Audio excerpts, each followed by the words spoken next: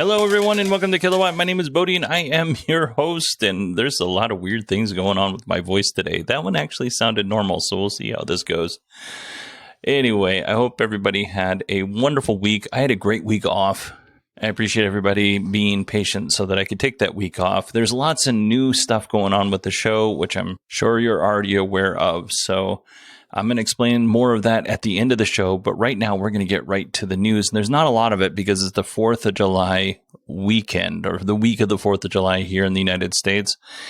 And honestly, all of the news articles I read were pretty light. They were full of empty calories. So I put the best ones together, and this week's going to be a really short show. So let's jump into it.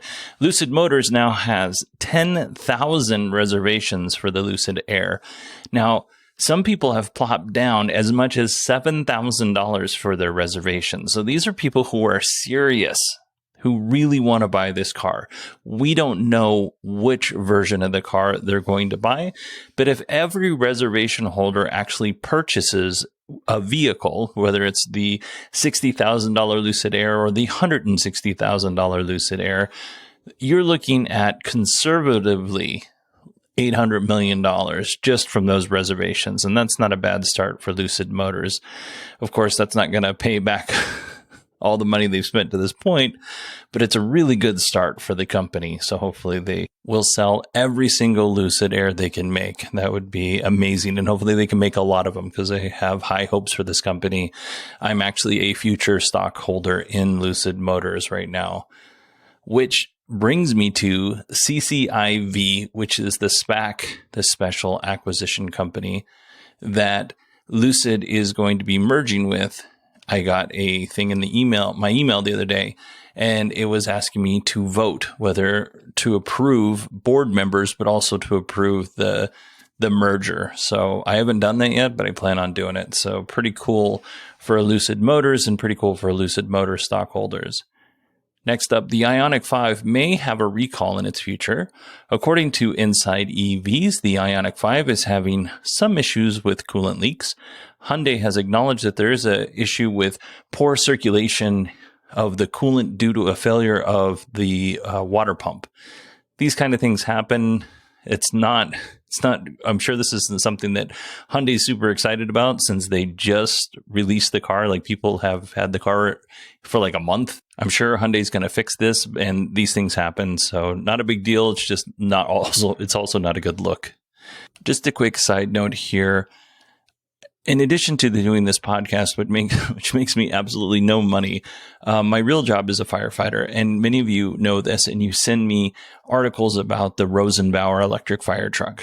Now, I'm not a big fan of the company Rosenbauer for a variety of reasons, some of which I've talked about on this show, but I won't bore you today. But I am happy to announce that my favorite fire truck manufacturer, which is Pierce, they have announced the Pierce Volterra. Cool name. And what else is cool about this fire truck is it actually looks like a North American fire truck. Now, the Rosenbauer is a pretty truck, but it looks more like a European fire truck. The Pierce looks like every other fire truck that they build, except for it's, electric. And there is an internal combustion motor, just in case, you're on a long fire or something like that. You don't want to, if you run out of the batteries, you still want the truck to be able to operate because it's an emergency vehicle, but that won't run unless the batteries get too low. So to give you an idea of how much better this is for the planet, the ladder truck that I drive gets about, on a good day, it gets about 3 miles to the gallon. This thing is a pig. So this news makes me really happy that Pierce is, I always suspected that they were working on an electric fire truck. When I was back at the Pierce factory in 2019, I kept wanting to see their research lab. They wouldn't show it to me, and they kept telling me no, but I kept asking because I figured they were working on something like this. So really good news, and congratulations to Pierce. It's a good looking truck. Right now it's only an engine, so the one that pumps water. There's no platform for ladder trucks or squads or rescues or anything like that, but still, it's a good start. If you're hearing my voice right now, there is a very good chance that there is an ad in this episode. If you don't want to listen to ads or you don't want to listen to this particular message, go to patreon.com/kilowatt to learn more. All right, let's jump into our Tesla news here. It's the 4th of July weekend, as I mentioned before, and if you live in California, you may have access to some free supercharging starting on July 2nd at 12 p.m. and ending at July 5th at 5 p.m. Some superchargers in California will be free to charge at. Now, I don't know which ones. Maybe it'll tell you in the Tesla app. I don't know. I don't know Tesla and I don't live in California. But here's what the Tesla Owners Online Club or page had to say. Avoid the rush this 4th of July holiday and charge for free before 12 p.m. and after 9 p.m. at select California superchargers. I got the times wrong. Sorry about that. Between Friday, July 2nd and Monday, July 5th. For faster charging anytime, navigate to your destination using Trip Planner to optimize your route and automatic preconditioning your battery. So, yeah, I'm sure this only applies to a select few people who actually listen to this show. And if you're one of them, congratulations. You get some free supercharging. Next up, it was reported that 285,000 or 245,000 Tesla vehicles were recalled in China. Now, the number discrepancy has to do with which outlet was reporting it, but the reason for the recall was an autopilot issue. Now, this seems like headline-wise, this seems terrible, but it's not really that big of a deal, turns out. The issue was fixed by a simple software update. So Tesla added a chime when drivers activated autopilot. So pretty simple. Like apparently some drivers were accidentally activating autopilot without knowing it. So now when you activate it, you get a chime. So yes, it probably affected somewhere between 245,000 and 285,000 Teslas. Was it really a recall? I mean, I guess kind of, but it really wasn't. It was just done over a software update, which is pretty cool because when my van needs a software update, I actually have to take it to the dealer and then they do the updates. Even though it can connect to my Wi-Fi, it irritates me beyond no end. But speaking of over-the-air updates, Tesla is pushing out updates for the Model 3 and Model Y.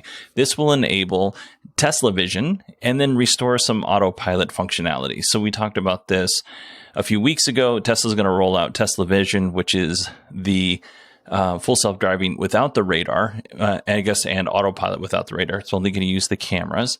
And what we learned a few weeks ago was that these features were actually going to get worse, like Tesla was going to take away some functionality. And then as Tesla Vision improved, they would add it back. Well, now Tesla's adding back some functionality. And this is mostly affecting relatively new Model 3s and Model Ys. But owners are getting some of these features back with this update. Here's what they're getting. Emergency lane departure, smart summon, auto steer, and traffic aware cruise control was actually limited to 75 miles an hour. And now you can put it at whatever you want, which seems highly dangerous, but you trust people make good decisions and hopefully they do. I have this bad habit of simultaneously thinking the best of people, but also thinking the worst of people. Like I'm like, people never do that. And then my next follow up is, yeah, but you've seen them do that. So people are the worst.